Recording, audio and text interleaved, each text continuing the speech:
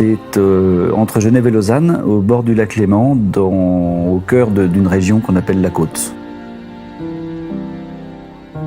Incroyable, la vue sur le lac, le Mont Blanc, les vignes, le jet d'eau, on voit Genève, Lausanne, c'est incroyable. On peut trouver tout près toutes sortes de choses. L'aéroport qui est à 20 minutes, des écoles, des petites villes, des golfs, des centres sportifs, des institutions internationales. Tout est très proche, 20 minutes de voiture d'ici.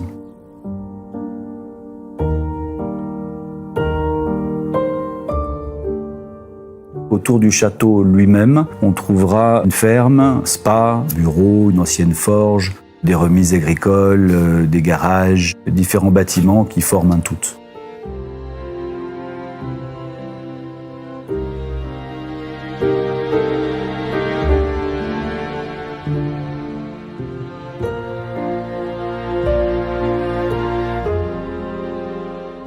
L'histoire est assez longue. Le château a été vraisemblablement bâti au XIIe siècle.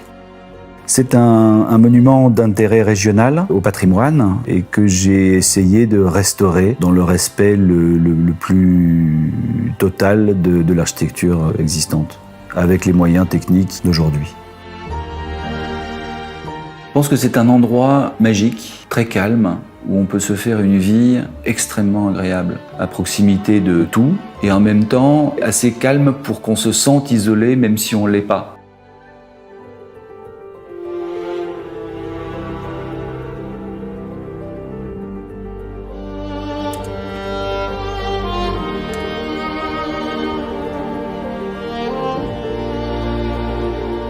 Vaste, on peut faire des réceptions pour 60 personnes assises, des cocktails pour une centaine de personnes, utiliser le spa, on a des chambres d'hôtes. Donc on peut autant y vivre de manière privée, de manière très agréable, que d'une manière, je dirais, plus officielle et pouvoir accueillir pas mal de gens.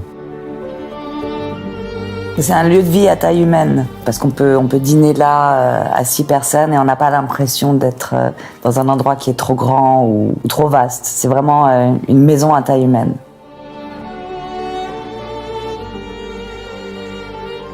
Alors quand j'ai repris le domaine il y a 20 ans, mon prédécesseur faisait 5 vins avec 5 cépages. Moi, mon idée était de considérablement élargir l'offre pour essayer de prouver qu'on pouvait faire des repas gastronomiques avec des accords mets et vins extrêmement pointus qu'avec mes vins.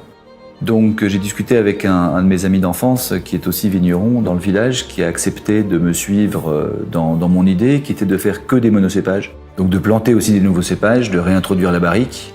Donc j'ai complètement remanié toutes les caves qui étaient obsolètes pour lui donner un outil qui lui permettrait de faire un vin qui soit à la hauteur de ce que j'avais envie de faire. Très vite, on est passé en lutte intégrée, ensuite en bio et maintenant depuis 3 ans en biodynamie. Pour une raison très simple, c'est que j'ai l'impression qu'aujourd'hui, on doit être conscient de ce qu'on fait et des produits qu'on injecte et qu'on ingère dans la terre et dans nos organismes. Donc ça me tient à cœur, c'est sûr. C'est aussi le fait que moins on met de produits chimiques et de trucs bizarres dans le vin, plus c'est difficile. Donc on est obligé d'avoir un vin de très grande qualité parce qu'on peut finalement plus rien faire. Une fois qu'il est fait, on ne peut pas le corriger, c'est comme ça.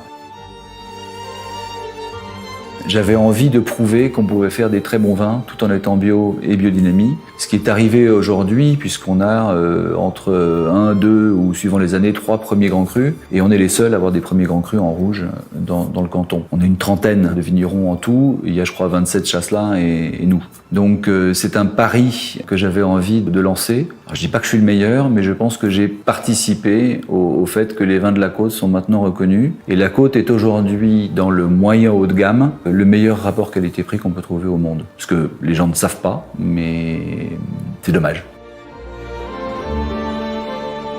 Toute cette aventure, je dirais particulièrement en ce qui me concerne, les rencontres absolument extraordinaires que j'ai pu faire depuis 20 ans, en travaillant avec des gens qui sont tous des passionnés, autant que du domaine de l'architecture ou de la construction, c'est-à-dire des maçons, des peintres, des charpentiers, des menuisiers, des serruriers, des électriciens, des plombiers, que des chefs qui sont aussi des gens absolument passionnés, des gens qui sont du monde du vin, qui sont tous des gens passionnés et qui sont absolument formidables.